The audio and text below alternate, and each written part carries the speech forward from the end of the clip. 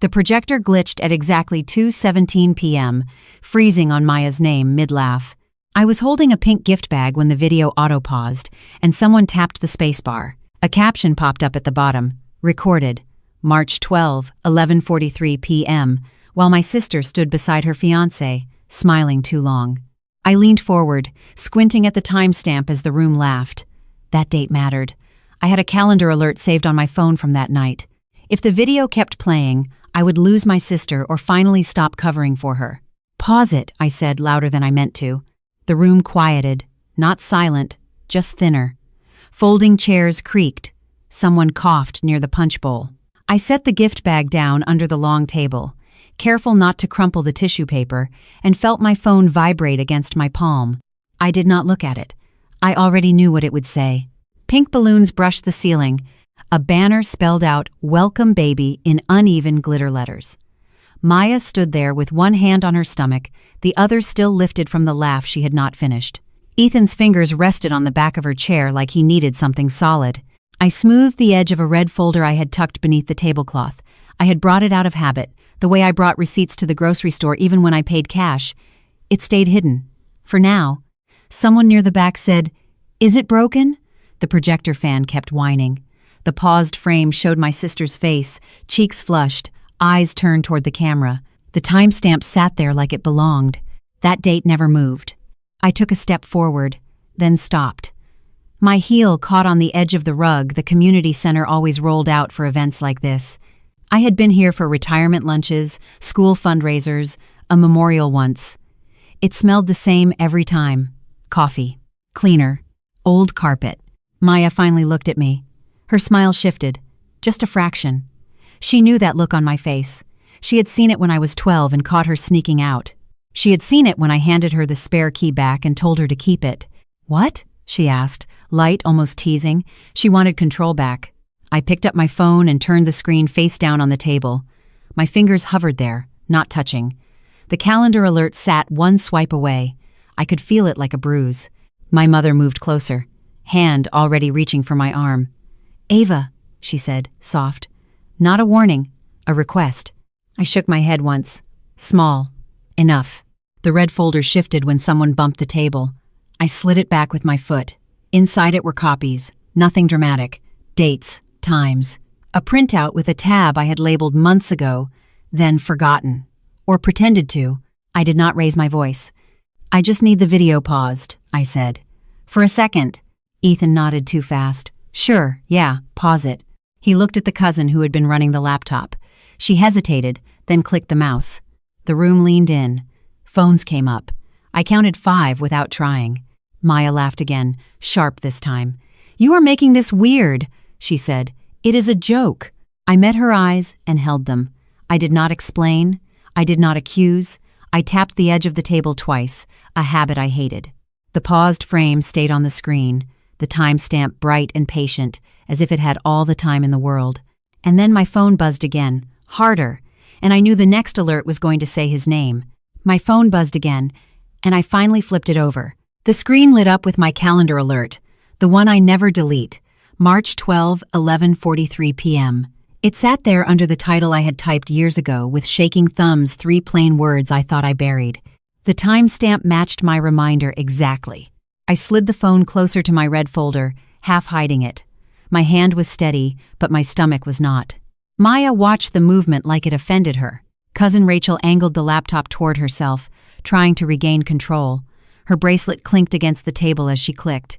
The paused image jumped forward 1 frame, then froze again, like the projector was stubborn on purpose. "Okay," Rachel said loud and cheerful. "It is just a funny montage. We are not doing a conspiracy thing." I heard my mother inhale beside me. That little sound meant she already chose a side, even if she did not say it. Maya lifted her chin and smiled at the room. "Relax, it's just a joke, don't make this weird." A few people laughed because laughing was easier than thinking. Someone at the gift table tore open a pack of paper plates like they were trying to make noise on purpose. The community center's wall clock kept ticking in that slow, smug way. I reached into my purse and pulled out a pen, the cheap kind I keep for sign-in sheets and receipts. I did not know why I grabbed it, except my hands needed a job. I tapped the pen once against the table. Maya looked straight at me, eyes shiny with challenge. "Ava, stop." I leaned in just enough for her to hear me. "Say it once more. On record." That was when the room went quiet for real. Rachel's smile slipped. She glanced around, counting who was watching, then turned back to the laptop. Her fingers hovered above the trackpad like she did not want her fingerprints on what happened next. Ethan cleared his throat and tried to sound helpful. "Maybe we should just skip ahead?" He was trying to control the flow. He was also trying not to look at the timestamp. I pointed at the bottom of the screen where the caption still sat like a bruise. "That line," I said. "Read it out loud." Rachel let out a breath and squinted. "It says, recorded March 12, 11:43 at night." She said it like it was nothing, like it was a random detail in a joke video, but I had lived inside that minute. My mind snapped back to that night in a way my body remembered first. The smell of wet asphalt, the way my phone felt heavy in my hand, the exact sound of Maya's voice when she whispered, "Do not tell Ethan." I dragged my eyes off the screen and looked at the snack table, a bowl of pastel mints, a stack of napkins printed with tiny strollers, a small plastic sign that said, "Please sign the diaper raffle." Someone had taped it crooked. I noticed everything because noticing kept me from shaking. Nobody jokes with a timestamp that precise. Maya stepped toward me, hand on her stomach like she could shield herself. "You are doing this here?" she hissed. Her voice was low, but the room was listening anyway. I opened my red folder just a crack under the tablecloth. The tab inside was labeled in my handwriting, thick black ink, March 12. I slid my thumb over the letters, smoothing them like I could erase the past. Ethan's eyes flicked down. He saw the folder move. His jaw tightened, and I watched a thought land behind his eyes, hard and heavy. My mother put her hand on my forearm. Her grip was warm, but it was also a leash. "Ava," she said again, "please." I looked at her hand, then at my arm. I did not pull away. I just shifted, gently, so her fingers slid off. I needed both hands free. Rachel's phone was up now, recording. So was Aunt Denise's. A woman from Maya's prenatal class stood near the punch bowl, lips pressed tight like she regretted coming. Maya tried a laugh, thinner this time. "You always do this," she said louder, aimed at the crowd. "You always have to be right." She wanted the room to turn on me. She wanted my reputation to crack first. I kept my voice calm. "I am not trying to be right." I picked up my phone and turned the screen so only Maya could see. I did not shove it in her face. I just held it there, steady, like a receipt at a register.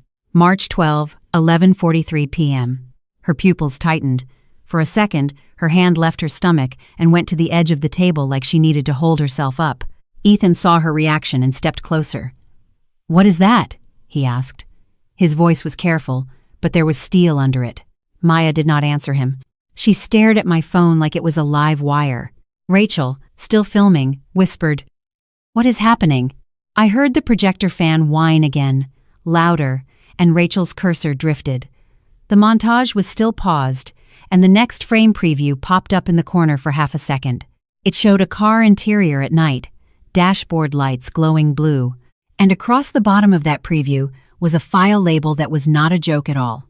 Tom Rivera, March 12, 11:43 p.m. We left the community center in separate pieces. Maya rode with Ethan. My mother slid into my passenger seat.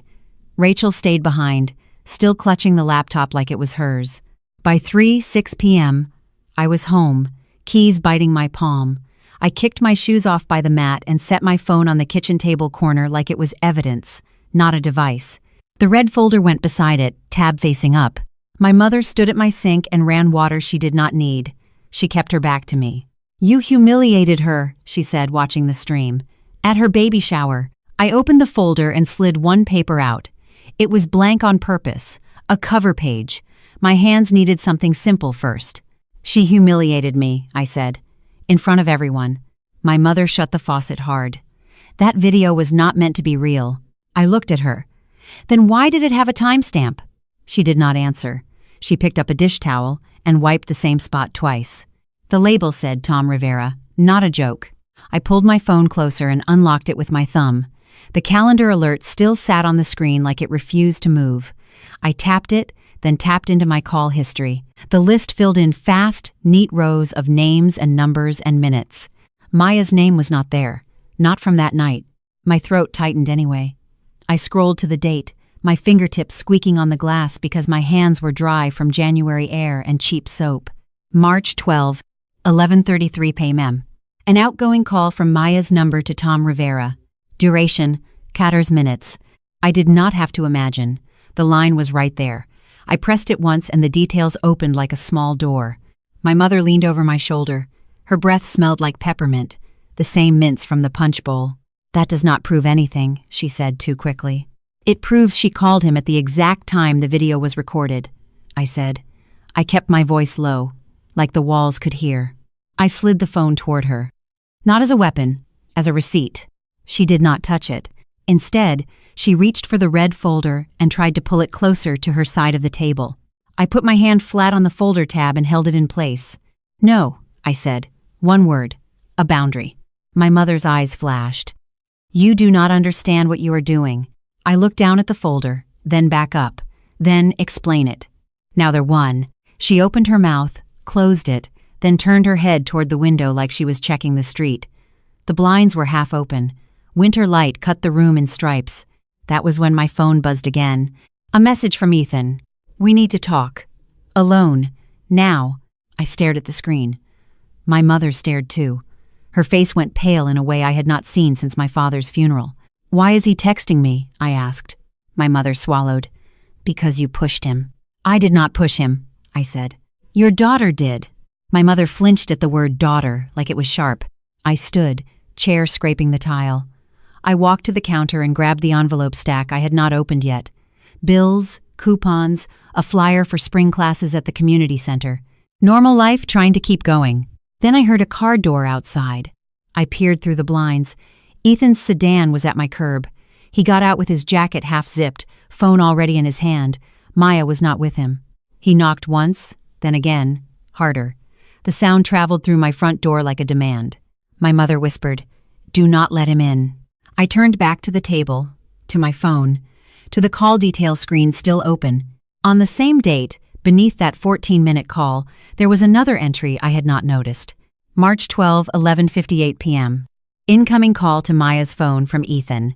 Duration, 2 minutes. I felt the room tilt, just slightly, like a chair leg was uneven. Ethan already knew on March 12. The knock came again, sharper, like he was counting down. I grabbed my phone and swiped to a screenshot I took at the baby shower, fast and secret. The preview frame, the label, Tom Rivera. I walked to the door anyway, hand on the lock, because running would only make me look guilty.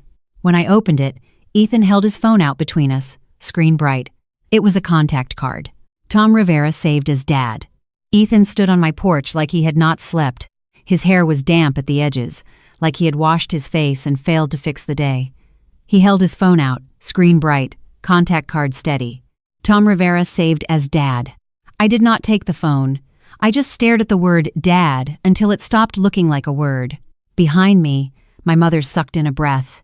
She stayed near my kitchen table, but I felt her there, like a hand on my spine. Ethan's voice came out low. "I need to know what you know." I stepped back so he could come in. Not because I wanted him inside, but because the porch was too public and the street was too quiet. Across the road, a neighbor's blinds twitched. Ethan walked straight to the kitchen table corner like he had been here before. He set his phone down beside mine, lined up like two exhibits.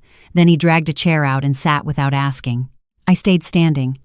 I held my red folder against my hip, tab pressed into my palm. My mother finally spoke, sharp.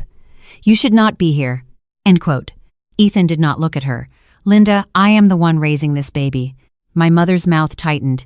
She reached for a mug in the sink, then stopped, realizing there was no coffee left. She needed something to do with her hands. She grabbed the dish towel again and smoothed it flat on the counter. Ethan looked up at me. "That name," he said, nodding at his own phone. "Tom Rivera. My father." The air in my kitchen shifted. Not dramatic, just heavier. I opened my red folder and slid it onto the table. Binder mode, a physical move. I placed it exactly between his phone and mine, like a line. I set the folder down so it could speak. Ethan's eyes dropped to the tab. March 12. He swallowed. "I took a screenshot at the baby shower," I said. "The preview frame." It showed Tom Rivera with the timestamp. I tapped my phone screen and slid it toward him. He did not touch it at first. Then he hooked his finger under the edge and pulled it closer, careful, like it might cut him. He stared at the captured frame. Dashboard lights, blurred interior, the file label across the bottom. His jaw worked once. "That is not possible," he whispered. My mother barked a small laugh that had no humor. "Nothing is possible when you people decide to ruin a family." Ethan snapped his head toward her. "You knew?" My mother's face went still. Her eyes went to the window again. "Escape route." I kept my voice flat. "I did not know it was him. Not until the label."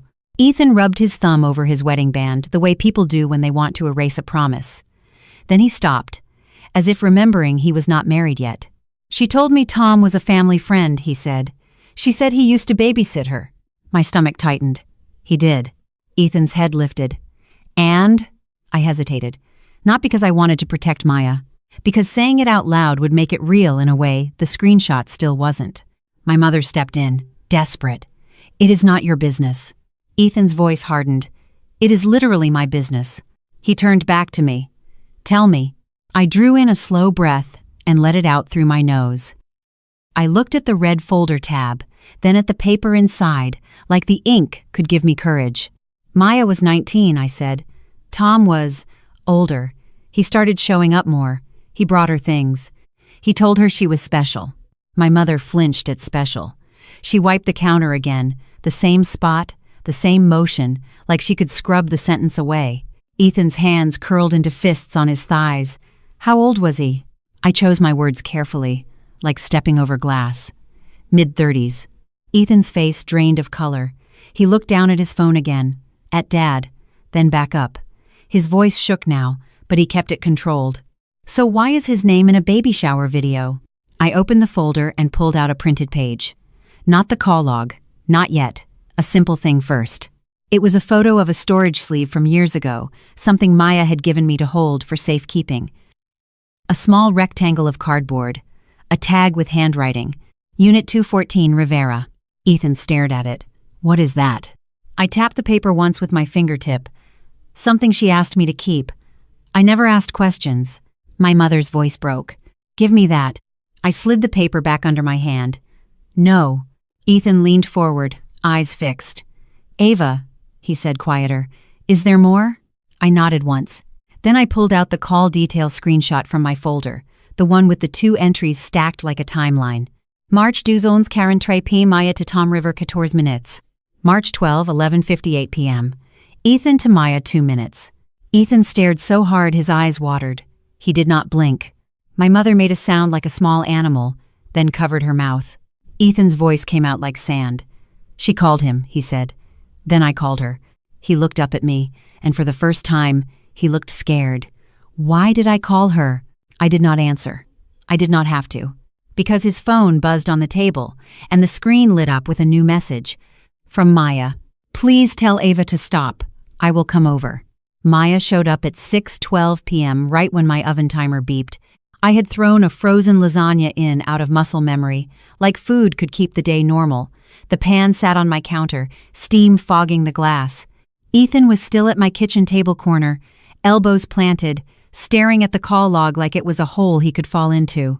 My mother sat rigid in the chair nearest the sink, hands folded too tight. She kept smoothing her napkin, again and again, until the paper thinned.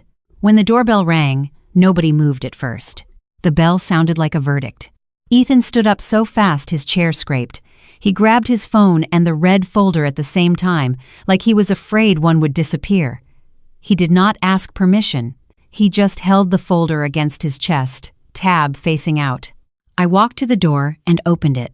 Maya stepped in with a tote bag and a face built for an audience. Her hair was brushed. Her mascara looked fresh. She glanced past me, scanning the room like she was counting witnesses.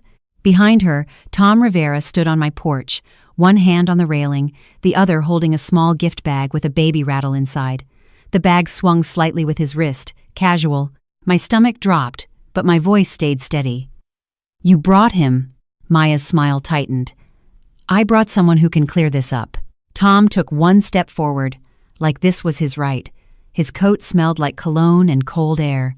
He looked at me like I was a teenager again, like my house was not my house. Ethan's voice cut through the entryway. "Dad?" Tom's eyes flicked toward Ethan. For half a second, Tom looked pleased, then he covered it with a sigh, like this was inconvenient. "Ethan," Tom said. Smooth, familiar.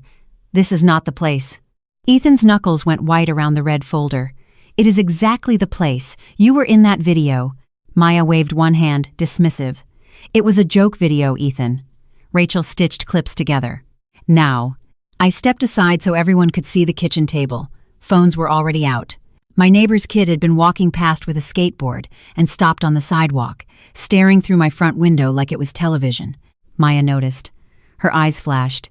She turned toward me, voice loud enough to travel. "Are you proud of yourself? Making a scene?" I did not bite. I pointed at the table. "Sit down." Tom moved first, pulling out a chair like he owned the room. Ethan did not sit. He stood over the table, shoulders tight, eyes locked on Tom's face. My mother tried to speak. "Please, can we not do this?" Maya cut her off, sweet and sharp. "Mom, let the adults handle it." That line hit my mother like a slap. I saw her flinch, then shrink, then go quiet. Maya wanted the room to obey her.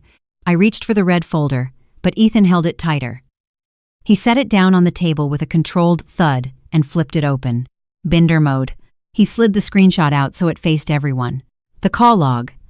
The 2 stacked entries. The times. The names. Tom's eyes dropped to the paper. His mouth tightened, almost imperceptibly. Maya leaned forward and laughed, too bright. "You do not even know what that means." Ethan's voice trembled, but he aimed it like a weapon. "It means you called him at 11:43, the exact minute the video says it was recorded." Tom leaned back, crossing his arms. "Call logs are messy," he said. "They do not prove anything." I reached for my phone and tapped the screenshot of the freeze frame from the baby shower. I slid it across the table until it stopped in front of Maya. The file label, the timestamp, the name. Maya's hand hovered above it, but she did not touch it. Tom's gaze flicked to the screen, then away, too fast. Ethan's voice rose. "You were there, in that car." Maya snapped. "Stop saying that." The neighbor kid outside lifted his phone higher. I saw the reflection of his screen in my window. A little red dot. Recording. Maya noticed that too. She spun toward the window, then back to me, cheeks flushing. "This is so embarrassing," she said, trying to pull the room toward sympathy. "You are doing this to me while I am pregnant." I kept my hands flat on the table. "You did it to yourself." Maya's eyes sharpened. "Ava always hated me," she announced to the room, like she was giving a toast. "She always wanted to make me look dirty." "Everyone." Tom's voice slid in, soft and controlling. "Maya, calm down." Ethan flinched at the way Tom said her name. Not fatherly, not friendly, possessive. Ethan looked at me, then back at Tom. "If you were my dad," he said, "why are you in her video at 11:43? Tom's jaw flexed. "Because she asked for help." Maya seized it. "Yes, help." He helped me with the surprise video. I tapped my phone screen, zooming in on one detail I had not shown yet. Not a speech, just a line. The file details panel from Rachel's laptop. Captured in my screenshot. Created, March 12, 11:43 p.m. Device, Tom Rivera's iPhone. Ethan's breath hitched. He looked at Tom like he was seeing him for the first time. Tom's eyes went hard. "That is not real." Maya reached for the phone, finally, trying to snatch it. I pulled it back. Her voice jumped an octave. "Give me that." Ethan slammed his palm on the table. Once, not violent, just final. Plates rattled. The lasagna pan on the counter vibrated. "Enough," he said. He turned to Maya, voice steady now. "You told me I was the father." Maya's lips parted. She looked at my mother, pleading. My mother stared down at her napkin. Ethan turned to Tom. "And you let me." Tom stood up slowly, towering over the table. "Watch your tone." Ethan did not step back. "No." He picked up the red folder, closed it with a clean motion, and looked straight at Maya. "Repeat that," slowly. Maya swallowed. Her eyes darted to the window again, to the phones, to the witnesses she could not control. Then she said it, the sentence that snapped the room in half. "I do not know if the baby is yours." Maya's sentence hung in my kitchen like smoke. "I do not know if the baby is yours." Nobody moved for a full beat. Not even my mother. The lasagna timer had stopped, but the heat still ticked inside the oven, a quiet reminder that the world did not pause for our mess. Ethan blinked once. Then he looked down at the red folder in his hands, like it weighed more than paper. Tom tried to step in front of Maya, protective and irritated at the same time. "This is private," he said, voice low. "We will handle it privately." Ethan's eyes snapped up. "You do not get to decide private." He turned his phone so the screen faced Maya, then Tom, then my mother. He was not showing anything new, just the same line Maya had laughed at earlier. March 12, 11:43 p.m. He kept his voice steady, the way people sound when they are past begging. "We are going to verify it," he said. "No stories, no jokes, no edits." Maya's face did something small and desperate. "Ethan, please." He did not answer. He looked at me instead, like he was asking permission to finally stop being nice. I nodded once. The lie cracked in one sentence. Tom's jaw tightened. "Ethan, listen to me." Retaloned. Ethan stepped back from him, putting the kitchen table corner between them like a boundary. "No," he said again. "I am done listening." My mother finally lifted her head. Her voice came out thin. "Maya, is that true?" Maya's eyes filled fast, but she kept her chin up. "I was scared," she said. "I did not want to lose him." I watched my mother's face shift, grief and anger fighting for space. She reached toward Maya, then stopped short, like she did not know if she was allowed. Tom scoffed, barely audible. "This is ridiculous." Ethan's mouth tightened. "Do not talk about her like that," he said, then caught himself. The protective reflex died halfway through. He corrected it with the truth. "Do not talk about any of us like that." Maya took a step toward him, palms open. "We can fix this." Ethan backed away, just one step. "We cannot fix a timeline." Tom started to speak again, but Ethan lifted a hand, not threatening, just final. "Leave," Ethan said. Tom laughed, like he was humoring a child. "I am not leaving because you are emotional." Ethan turned his head slightly and looked at me. "Ava," he said, "do you have her video screenshot? The file details?" I did not hand him my phone. I did not need to. The proof had already done its job. The room had heard Maya's confession. Still, I picked up my phone and held it close to my chest. "Yes," I said, "and I am keeping it." Tom's eyes narrowed. "You think you are important because you have a screenshot?" I met his gaze. "I think you are reckless because you left your name on it." That was the first time Tom looked unsettled. Not guilty, not ashamed, just annoyed that control had slipped. Maya's voice broke. "Stop fighting, please." Ethan's shoulders rose and fell once. He looked at her stomach, then away, like it hurt to look too long. Then he did the one thing I did not expect. He addressed the room, not with anger, but with a calm I had not seen in him before. "This is what is happening," he said. "Tomorrow morning, I am making calls. I am not doing this in a group chat. I am not doing this in whispers. We are verifying paternity. Until then, nobody posts anything. Nobody edits a story." Rachel's phone was still up somewhere in the house. I could feel it, even without seeing it. The neighbor kid outside had disappeared, but I knew the clip already existed in someone's camera roll. Maya's lips trembled. "You cannot tell people what to do." Ethan looked at her, eyes clear. "I can tell them what I will not accept." I watched his voice turn into a boundary. Tom stepped toward the door like he had decided he was above all of it. "Call me when you calm down," he said to Ethan, like he was still a father giving advice. Ethan did not look at him. "Do not contact me," he said. "Not until the truth is on paper." Tom's face hardened. He opened my front door, paused, and glanced back at Maya. The look they shared was not friendly. It was practiced. Then Tom left. Maya stood frozen for a second, as if she expected my mother to chase him, to fix it for her. My mother stayed still, hands pressed together. Maya's eyes found mine. "You hate me," she whispered. I shook my head. "No," I said. "I hate what you asked me to carry." "It Olo." Her face crumpled, and she turned away, shoulders shaking. My mother finally moved, slow steps across the tile, and put a hand on Maya's back. Not to excuse her, just to hold her upright.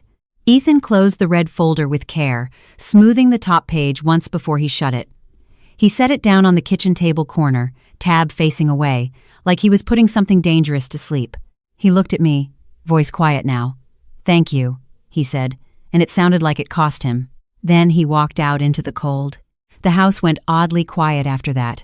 My mother and Maya left soon after, not together, not fully apart. The door clicked behind them, and I stood in my kitchen, staring at the red folder like it was the only solid thing left. I picked up the folder and ran my palm across the cover once, smoothing paper that did not need smoothing. My hands needed the ritual. Then I sat down, opened my phone, and found the calendar alert I had kept like a splinter. March 12, 11:43 p.m. My thumb hovered. My heart did not race anymore. It just felt tired. I deleted the alert. The screen went blank, clean as fresh snow. I set the phone down, closed the red folder, and let the quiet stay quiet.